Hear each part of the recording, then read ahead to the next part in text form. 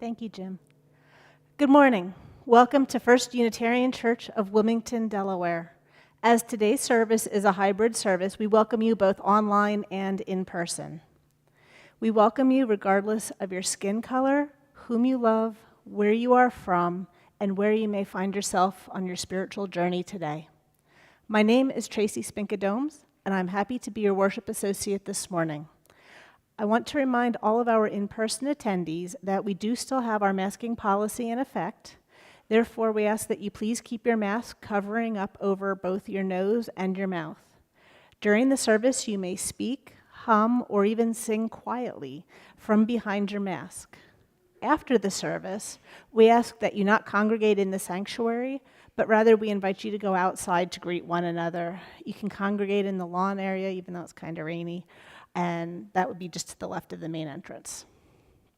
If you are visiting us for the first time, or if you don't receive our weekly online newsletter, I invite you to visit our website to learn about us and what we do. That's at firstuuwilm.org. You can also sign up for the e-news there. As we are at the start of a new month, we are at the start of a new worship theme. So this month, we are embarking upon April's worship theme of Awakening. Reverend Larry has invited each of the worship associates to reflect upon and also to share a moment of awakening for us. So when I think of awakening, I think of that type of aha moment, not necessarily a eureka moment, but that moment where our eyes are suddenly opened and seeing things in a new way as if seeing them for the first time. My first spiritual awakening was a bit like this. So I was raised in a Lutheran tradition. I went through catechetical classes. I even got confirmed. But in my teen years, though I attended the church services, what I was hearing just didn't ring true to me, and it didn't resonate with what I felt inside with respect to my religious beliefs. I knew what I felt. I knew what I believed, but I didn't have a name for it. And then I came upon a book by Amber Kay called True Magic. It opened my eyes to Wicca, to paganism, and to earth-centered spirituality. That light bulb went on, and everything just clicked into place. I had a name. I had a descriptor for what I held as true in my heart. I even learned that there were other people out there who shared many of the same beliefs. In some ways, I felt validated for what I believed. And in the end, it was upon reading that book that I set on a new path in my life, feeling confident in the spiritual direction that I was heading, and I felt alive with it. The only thing is that could have made that point better would have been knowing or finding other like-minded people. Now, let us join together, preparing our hearts and mind for worship today.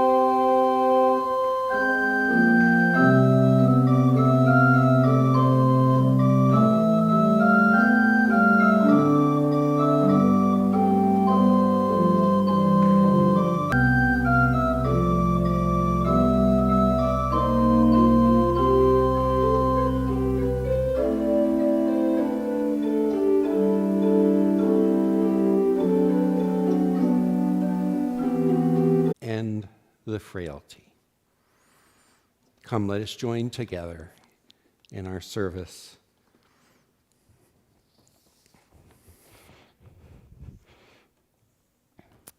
Today's chalice lighting, Once More, was written by Amy Bowden Friedman. As we light the chalice in our sanctuary, I invite our online attendees to join us by lighting one at home. Once more, the earth has turned toward the light of the sun. As we are bathed in the light of a new day, so may we greet the dawning of fresh possibility. Once more, we awaken from our slumber. As our bodies rise to meet the challenges and pleasures of living, so may our hearts and minds open with promise. Once more, we gather for worship. As we join our voices and word and song, so may this assembly bring forth wholeness. Come, let us worship. And, keeping our masks on, please join us in softly singing hymn number 18, What Wondrous Love Is This?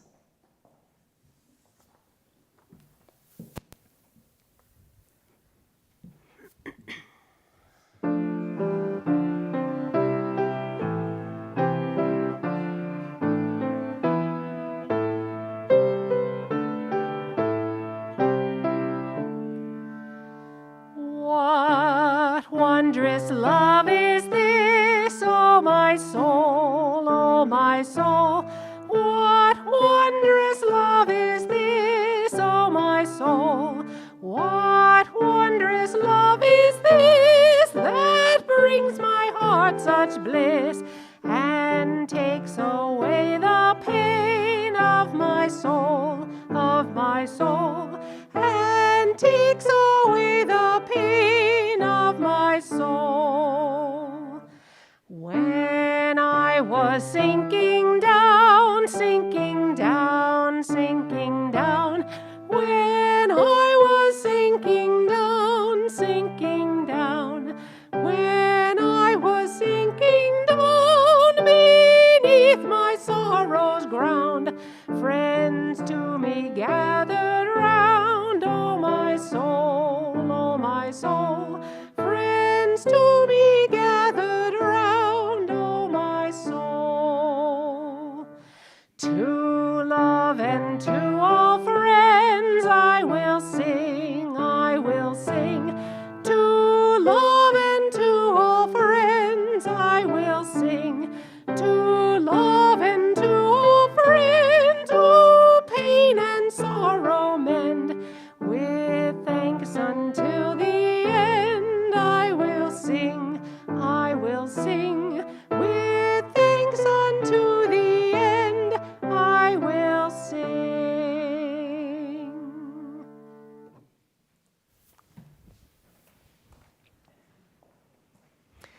Please join me in affirming our mission. First Unitarian Church of Wilmington is a beloved community that nourishes minds and spirits, fights injustice, and transforms the world through loving action.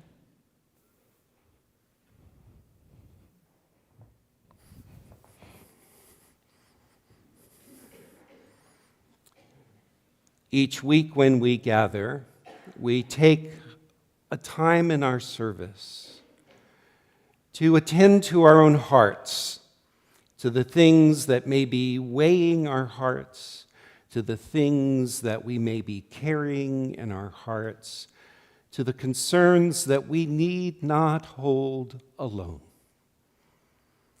And so this morning I ask us to take a pause and listen to your heart, as we also listen to our collective heart during this time of prayerful meditation. So let's join in this shared silence, following which I'll invite us to name our particular concerns aloud in this room or on the chat. So let's join together in a shared silence.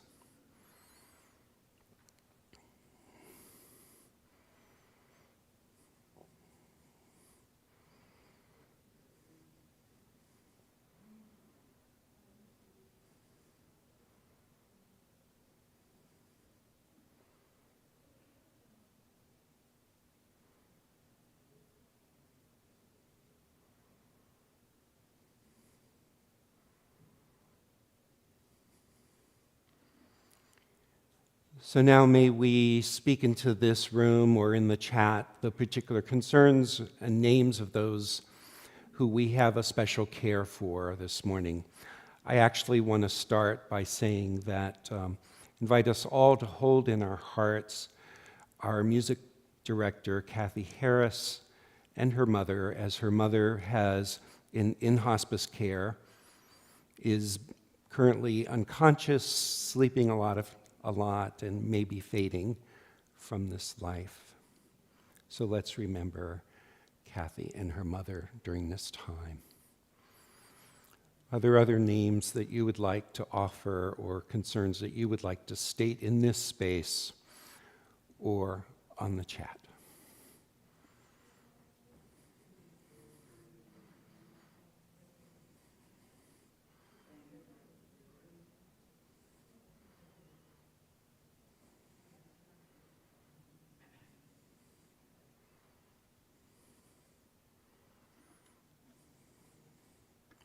May all whose names were spoken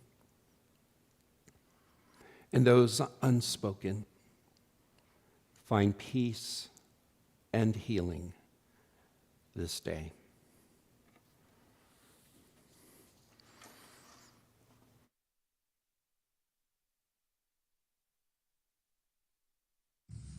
May this be an opening. May I be an opening. May we be an opening to love. May this be an opening. May I be an opening. May we be an opening of love. May this be an opening. May I be an opening. May we be an opening for love.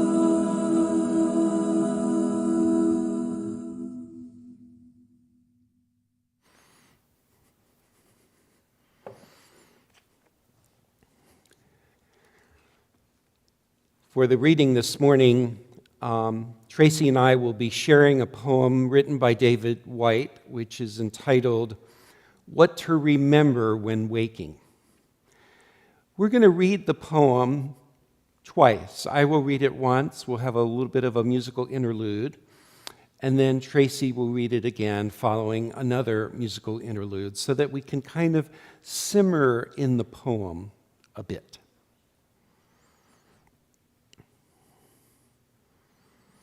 What to Remember When Waking by David Whyte. In that first hardly noticed moment in which you wake, coming back to this life from the other more secret, movable, and frighteningly honest world where everything began, there is a small opening into the new day, which closes the moment you begin your plans. What you can plan is too small for you to live. What you can live wholeheartedly will make plans enough for the vitality hidden in your sleep. To be human is to become visible while carrying what is hidden as a gift to others. To remember the other world in this world is to live in your true inheritance. You are not a troubled guest on this earth. You are not an accident amidst other accidents. You were invited from another and greater night than the one from which you have just emerged.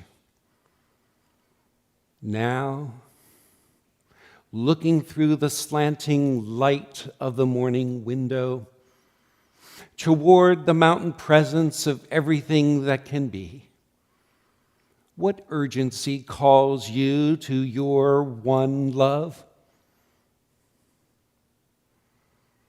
What shape waits in the seed of you to grow and spread its branches against a future sky? Is it waiting in the fertile sea? In the trees beyond the house? In the life you can imagine for yourself? In the open and lovely white page on the writing desk?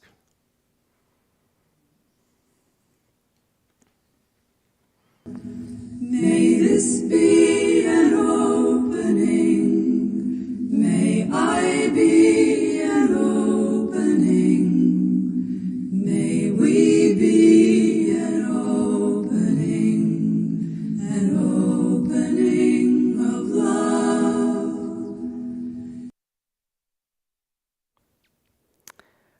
What to Remember When Waking by David Whyte. In that first hardly noticed moment in which you wake, coming back to this life from the other more secret, movable and frighteningly honest world where everything began, there is a small opening into the new day which closes the moment you begin your plans. What you can plan is too small for you to live. What you can live wholeheartedly will make plans enough for the vitality hidden in your sleep. To be human is to become visible while carrying what is hidden as a gift to others. To remember the other world in this world is to live in your true inheritance. You are not a troubled guest on this earth. You are not an accident amidst other accidents. You were invited from another and greater night than the one from which you have just emerged. Now, looking through the slanting light of the morning window toward the mountain presence of everything that can be, what urgency calls you to your one love? What shape waits in the seed of you to grow and spread its branches against a future sky? Is it waiting in the fertile sea? In the trees beyond the house? In the life you can imagine for yourself? In the open and lovely white page on the writing desk? May this be an opening.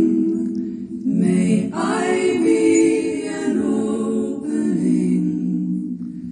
May we be an opening for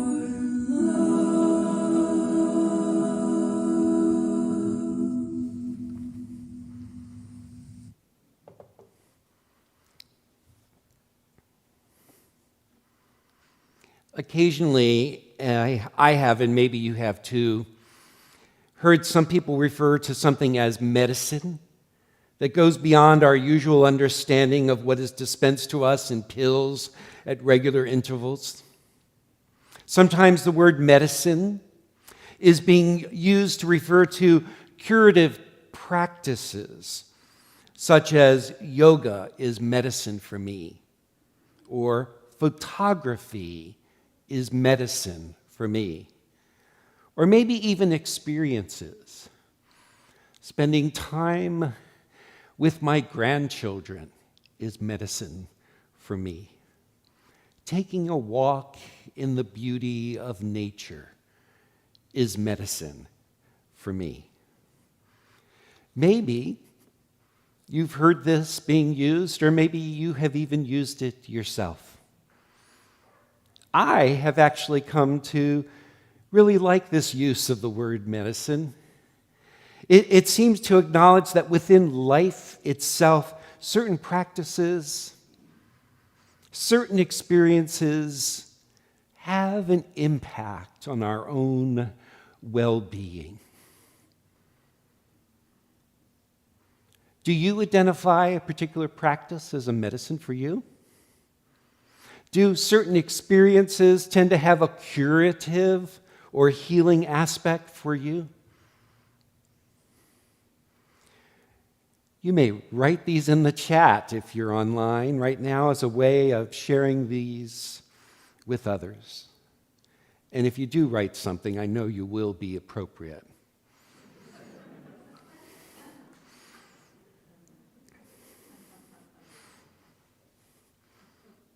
I believe that I first encountered this broader understanding of the word medicine while reading John Fox's book, Poetic Medicine, The Healing Art of Poem Making, soon after it came out in 1997. I actually had a chance encounter with Fox when he and I were leading separate retreats at a beautiful retreat center in California, probably about 10 years or so ago. And over our lunchtime conversation, I was intrigued to hear all the ways that he had used poetry and trained people to use poetry with those who were going through a life crisis or a transition, for those in recovery, or for those who help others. The concept of poetic medicine made sense to me in theory. I had a sense it meant more than read 2 poems and call me in the morning. But it wasn't until last summer that I actually had the opportunity to experience and to learn this use of poetry. I attended a series of sessions hosted by trainers from the Institute of Poetic Medicine, which John Fox had founded. And since that experience, I knew I wanted to share it with others. So last fall, I offered a series on poetry as a tool for wellness to others at First Unitarian Church. The series begins again this week as part of our live stream at First Unitarian Wilmington, programs for our own congregation as an outreach as well to the wider community. We currently have about 22 people who are registered, and there's still space for you or for you to invite a friend to join us either online or in person. That was like a commercial, wasn't it? But it was worth it. So today I have invited Janet Tillman, Christy Mullins, and Renee Anderson, who participated in that first series, to read the poems of David Whyte, which will be interspersed during my reflections in this sermon. Let's acknowledge, first of all, that for most of us here today, probably we have some baggage around poetry, particularly if we may have experienced it only in English literature classes or other settings. I know I once did. That's not what poetry as a tool for wellness is about. It's not about finding the right meaning of a poem, but the meanings that come to us. It's not about writing the perfect poem, but to be attending to the poem that arises in us as an offering first to ourselves and perhaps to others, as one expression of our reflection on a theme. Now, the fear and the anxiety and even the consequences of delving into poetry is expressed pointedly by Cyrus Watson in, well, a poem that he wrote, this one entitled Bud and Night Terrors. He writes, "Can't let them catch me. If my parents find out I'm writing poems, they'll cancel Christmas. No Nike, no PlayStation 3, no kick-butt pants with 20 miles of chains on them. They'll empty my college fund, and certain I'll never be the doctor or lawyer they want me to be. Worse, coach will kick me off the team or knock me down to towel or water boy. My minister will unbaptize me. My Boy Scout pack will rescind my merit badges. The Marines will get me, though I'm only 17. All because of poetry. What got into me? Wasn't watching 10 hours of TV a day good enough for me? Why?" Now, each of us may have our own list of fears or hesitations around poetry. We might avoid it at any cost. We might write it in secret for our own eyes only. We might fear we won't understand poetry or get it. Or we might feel stupid. Or we might feel others will consider us highfalutin.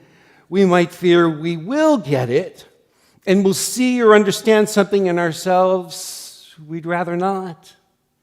Or we might imagine that we will get poetry and find ourselves opening up to our senses, our emotions, our intuitions, our sensitivity, and our directness more readily.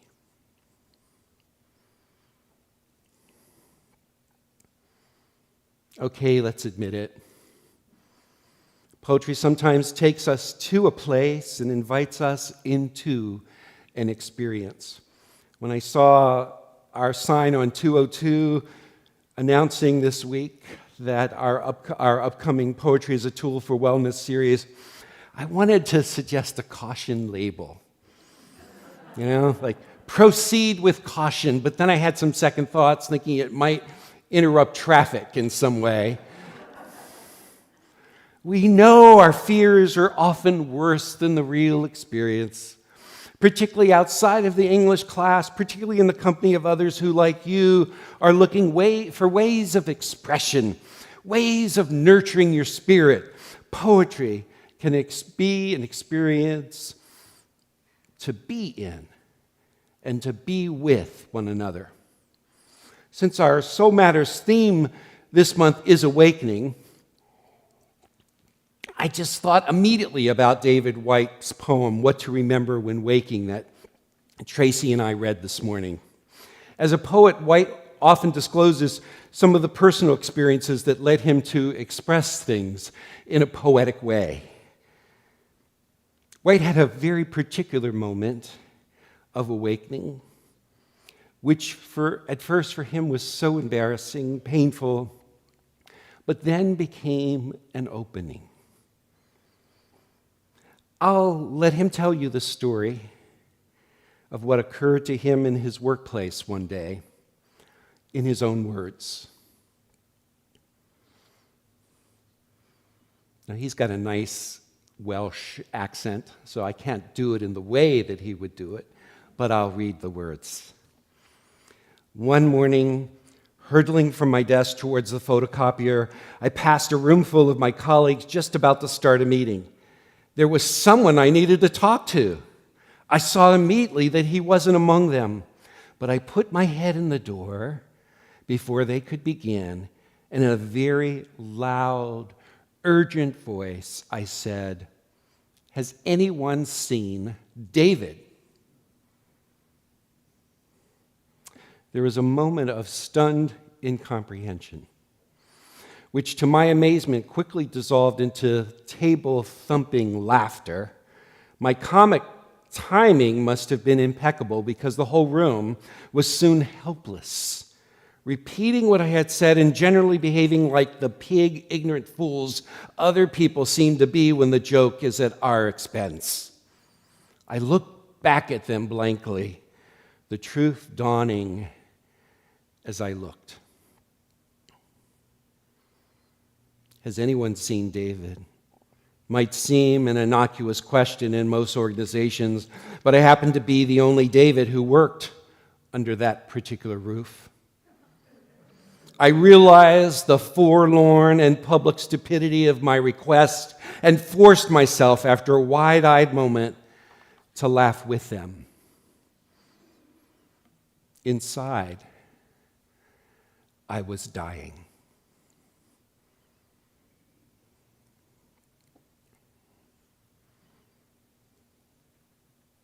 This wide-eyed moment was a personal and a spiritual opening for Whyte. It made him understand how the stress and speed of his own life had distanced him from himself. He was humiliated for sure.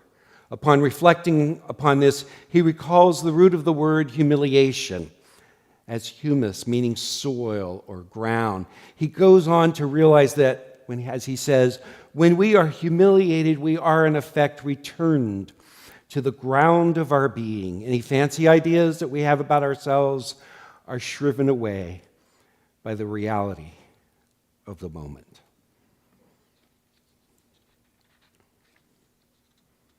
What about you? Have there been awakening moments that were either grounding, either in the humiliation way or the hitting bottom way, where you saw yourself again in some new way? Aren't there times when we too become strangers to ourselves? Aren't there times when we don't take the time to have a conversation with ourselves about what really matters. Invite you to pause with those questions sometime today or this week, not in rumination, but with self-compassion. You may even hold your hand to your heart and recognize some caring towards yourself, and how hearing ourselves, of becoming reacquainted with ourselves, what that can mean for us, but what it also can mean for others. What medicine it could provide to us. What healing it can also provide for our interactions with others when we've become truly present to ourselves.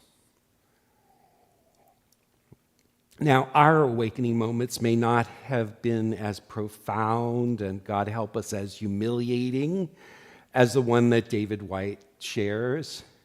Our awakening can happen in each moment that we pause and breathe, take in our experience with conscious, compassionate awareness. Again, I want to underline that phrase, compassionate awareness. The poem by David Whyte that Tracy and I read this morning concluded with these verses, and maybe you can hear the questions in this poem as a kind of invitation to this moment in your own life. Now, looking through the slanting light of the morning window, toward the mountain presence of everything that can be, what urgency calls you toward your one love? What shape waits in the seed of you and grows and spreads its branches against a future sky?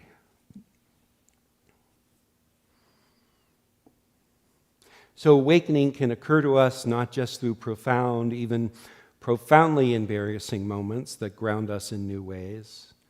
We don't always have to imagine great leaps or heights are necessary for awakening.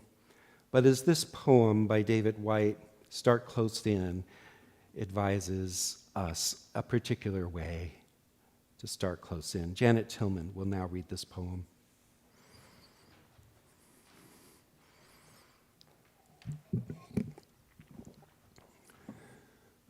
Start close in. Don't take the second step or the third. Start with the first thing close in, the step you don't want to take. Start with the ground you know, the pale ground beneath your feet, your own way to begin the conversation. Start with your own question. Give up on other people's questions. Don't let them smother something simple.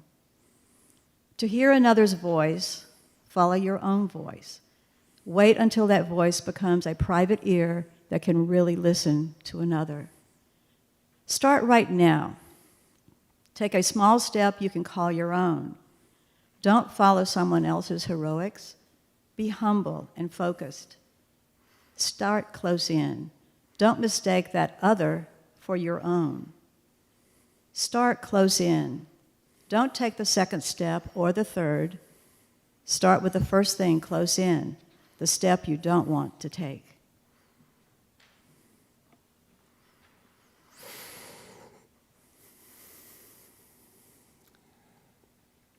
Thank you, Janet. We know all too well, don't we, that the hardest step sometimes to take is the first step. That's usually the hardest one in our own personal or spiritual awakening. If we imagine that we have to be enlightened first, if we imagine that we need to soar some heights above it all, then we might really miss the path that's right in front of us. It reminds me of one of our hymns, Here on the Paths of Every Day, here on the common human way is all the stuff the gods would take to build a heaven, to mold and make new Edens, ours the task sublime to build eternity in time. And another message of this poem is to find our own voice, the guidance that is there and available to us, rather than succumb to the voice of others, or as the poem says, even be smothered by someone else's questions. I know, and perhaps you do as well, that awakening to our own voice can sometimes take a lifetime. Many of us who have followed this path of Unitarian Universalism have found that pursuing what we call a free and responsible search for truth and meaning can be liberating and challenging at the same time. Gone are the days that Unitarian Universalists can get by with intriguing others with what we don't believe in conventional religions. There's a lot more company of folks out there who are in the same place, and they wouldn't find it all that unique or extraordinary that we don't believe things that they may never have believed or don't believe either. Gone are the days that Unitarian Universalism is only just a refugee camp for those who have left the religion of their upbringing. More and more people were not raised in a religion at all, and they're looking for something that is explicitly more spiritual, or provides a nourishing community, or allows them opportunities to be more engaged with trying to make a difference in the world. So contemporary Unitarian Universalists need brave, courageous disciplines that help us to actually hone our deeply one truths and our own commitments, and that orient us in a particular way within our own lives and the world.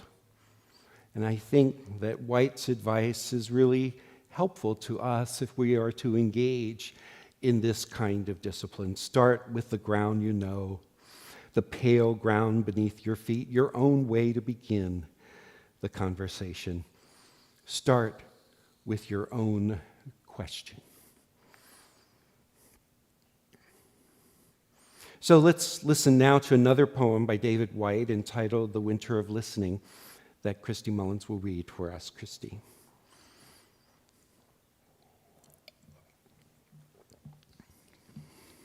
The winter of listening. No one but me by the fire, my hands burning red in the palms while the night wind carries everything away outside. All this petty worry, while the great cloak of the sky grows dark and intense around every living thing. What is precious inside of us does not care to be known by the mind in ways that diminish its presence. What we strive for in perfection is not what turns us into the lit angel we desire. What disturbs and then nourishes has everything we need. What we hate in ourselves is what we cannot know in ourselves, but what is true to the pattern doesn't need to be explained. Inside everyone is a great shout of joy waiting to be born. And even with summer so far off, I feel it grown in me now and ready to arrive in the world.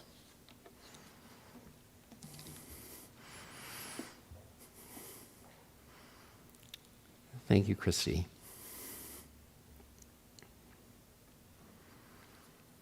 So one way to understand this poem is the way that the season of winter can create this reflective time in us, when we can let the wind carry away everything away outside, as the poem says, and perhaps have the deeper conversations with ourselves that have been awaiting us. This particular poem reminds me of some of the insights from Catherine May's book, Wintering, The Power of Rest and Retreat in Difficult Times, which I discovered a number of members in our congregation have also been reading. May offers these insights.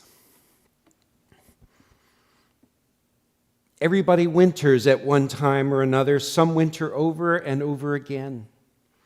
The times when we fall out of sync with everyday life remain taboo. We're not raised to recognize wintering or to acknowledge its inevitability. Instead, we tend to see it as a humiliation, something that should be hidden from view, lest we shock the world too greatly. We put on a brave public face and grieve privately.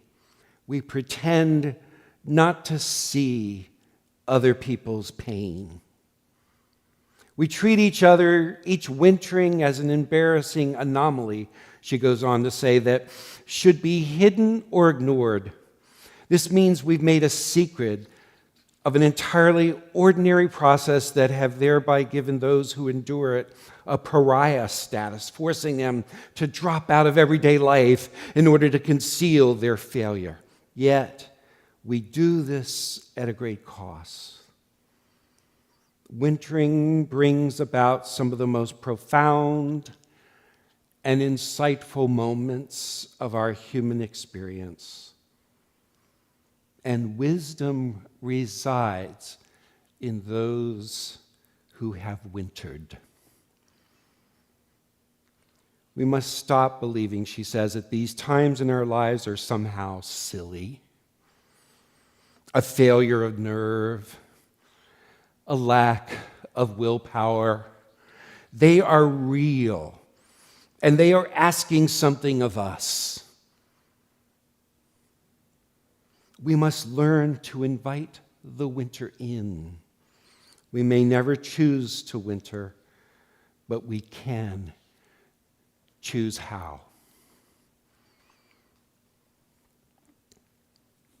There's a hope, I think, that Whyte offers us in the poem that Christy read, that this wintering can actually cultivate something in us. Whyte says, inside everyone is a great shout of joy waiting to be born.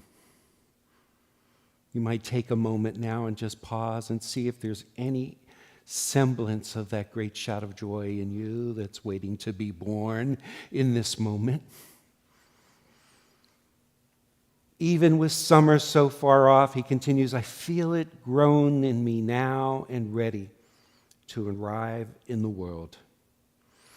I wish that for all of us, that we might discover again and again, at whatever stage or age of life we may be in, whatever season, that there is something in us, maybe a joy that is waiting to be born.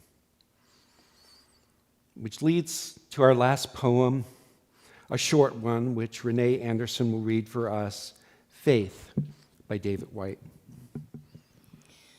Faith. I want to write about faith, about the way the moon rises over cold snow night after night, faithful even as it fades from fullness, slowly becoming the last curving and impossible sliver of light before the final darkness. But I have no faith myself. I refuse to even the smallest entry. Let this, my small poem, like a new moon, slender and barely open, be the first prayer that opens me to faith.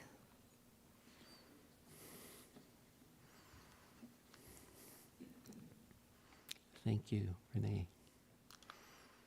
Perhaps this image of the moon, perhaps this reality of the moon's nature can be a reminder to us of some of the qualities of faith in our own life. Perhaps remembering that the moon is still there, even when it goes through phases, can say something to us about faith or trust as well.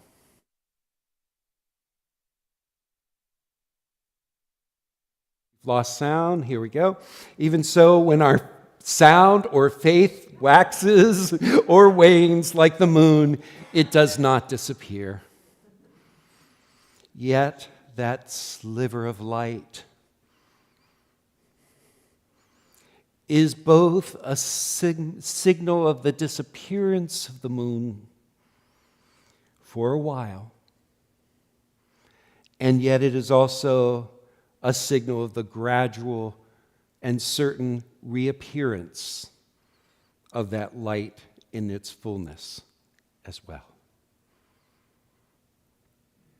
Our Unitarian Universalist path is oriented towards that hope that there can always be an opening, an awakening, even within our wintering or waning moments, that within our own experiences, particularly if we start with the ground beneath us, start with our own questions, we can be grounded in some new ways.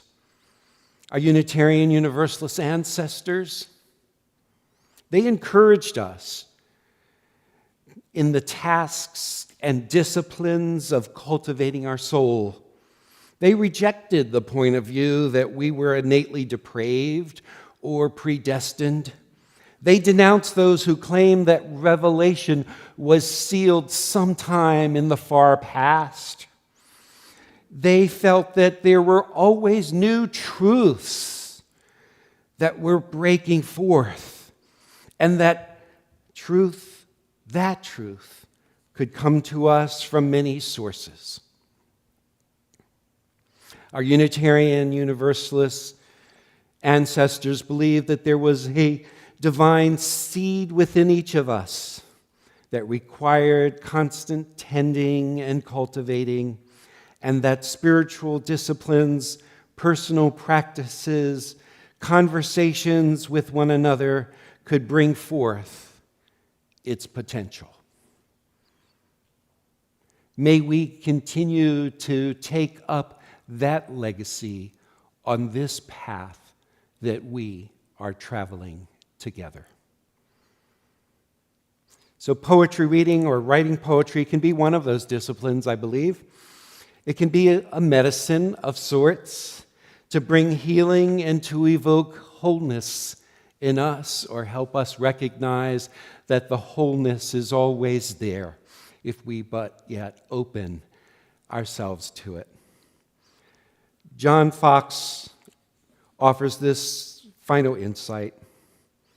Poetry is a natural medicine that extends solace and relief, gives cathartic voice to suffering, reveals insight, and shows us what it means to be human. So may it be. We'll now join together in our hymn. We have, I think, Pam for the accompaniment and Cindy to being our song leader. You can stand as you're willing or able. It's hymn number 298, Wake Now My Senses.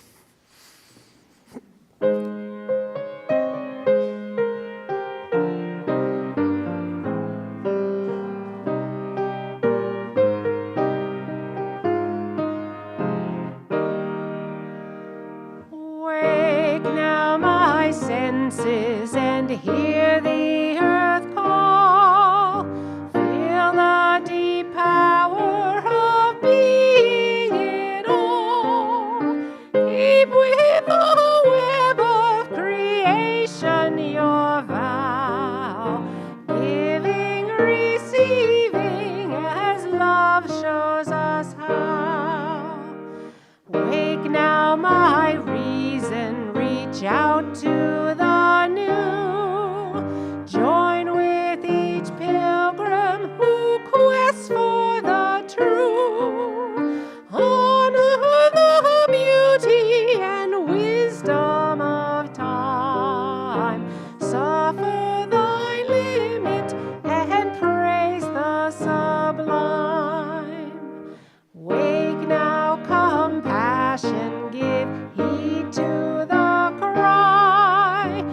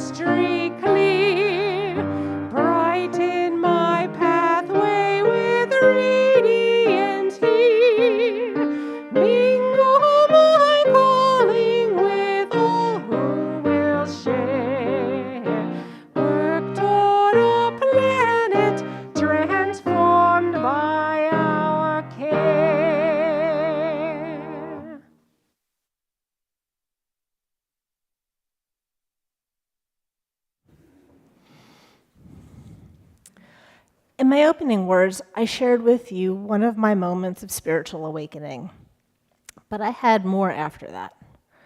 When I moved to Connecticut for my graduate studies, I found there a whole community of like-minded practitioners who followed various paths of earth-based traditions, and it was actually through them that I was indirectly introduced to the Unitarian Universalism faith. You see, we would regularly get together for ritual. In the summer, it was fine to get together outdoors, but those New England winters were just a little too cold, and our group was just a bit too large for the small apartments that many of us had. But there was a UU church in the area that allowed us to use their church to gather and hold our rituals during those cold winter months. My first thought was, wow, what a progressive church that allows us to do this here, because I could never see the church of my youth and my childhood doing something like that. And so it intrigued me, and I began to learn a bit more about this tradition. So then fast forward many more years to the point where I was now living in Delaware, married and with young children. We knew at that point that we wanted our children to find their own spiritual paths in the way that we did, and we knew that the UU church was the right place for them to grow. Specifically, we joined this church because we believed in the principles of the UU church to guide us, but we support this church because we believe in the work that it does. Stewardship in support of our church and its works can come in many ways, but when we get right down to it, it needs our financial support to continue its work and to continue coming to each of us in whatever way we experience it, whether it be through the work it does, through online worship, or through in-person worship. So each Sunday, we can support our church and its work by giving to the Sunday offering. Each year, we can support by pledging our stewardship campaign, which just happens to be going on right now if you haven't made your pledge. On a Sunday morning, there are 4 ways in which we can give. For those who are attending in person, you can leave your offering right in the sanctuary.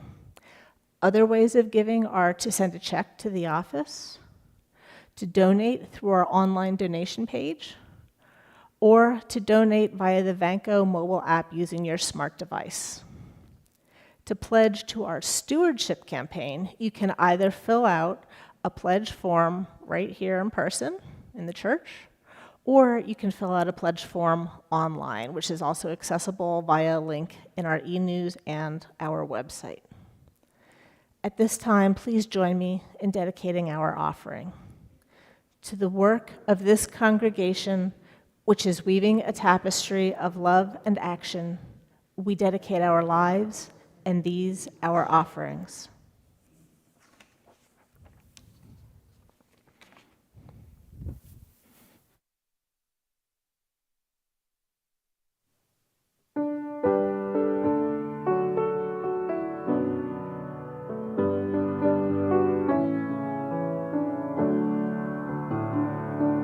Some sing their song for love and freedom. Some sing their song for what they know. Some for those who came before us, and for those we'll never know. So where the light is shining brightest is where the challenge does begin. What gives you hope? What gives you courage? What brings you joy? What brings you peace? So many visions of the future. The first step hard, but not the least. A single thought can set in motion a changing of our driving force. And with strength but not assurance, we can chart a braver course. It matters not how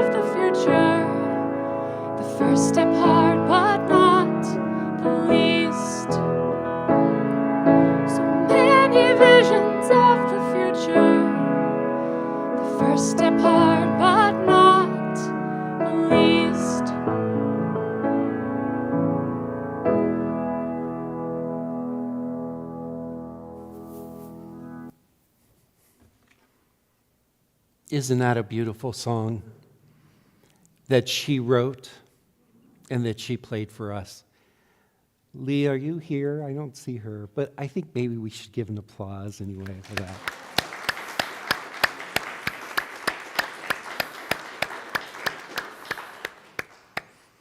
A few quick announcements before the closing words.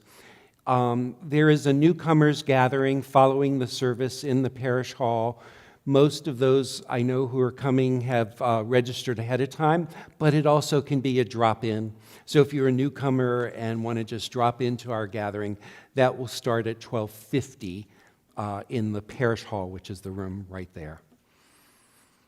And speaking of the parish hall, next week, we're going to have social hour in the parish hall. No drinks or food yet, but at least we can mingle in the warmth of each other's company in the parish hall next week. Which leads me to another announcement. See those ropes on our pews?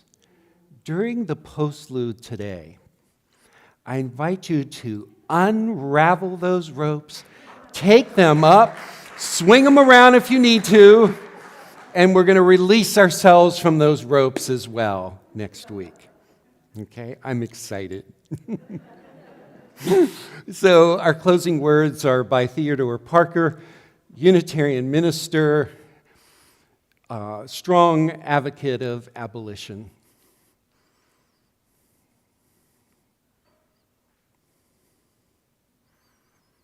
May these words travel with us this week. Be ours a religion which, like sunshine, goes everywhere. Its temple, all space. Its shrine, the good heart. Its creed, all truth. Its ritual, works of love. Its profession of faith, divine living.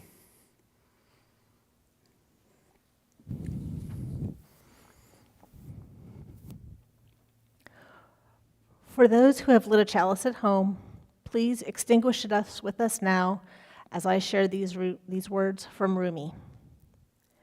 The breeze at dawn has secrets to tell you. Don't go back to sleep. You must ask for what you really want. Don't go back to sleep. People are going back and forth across the door sill where the two worlds touch.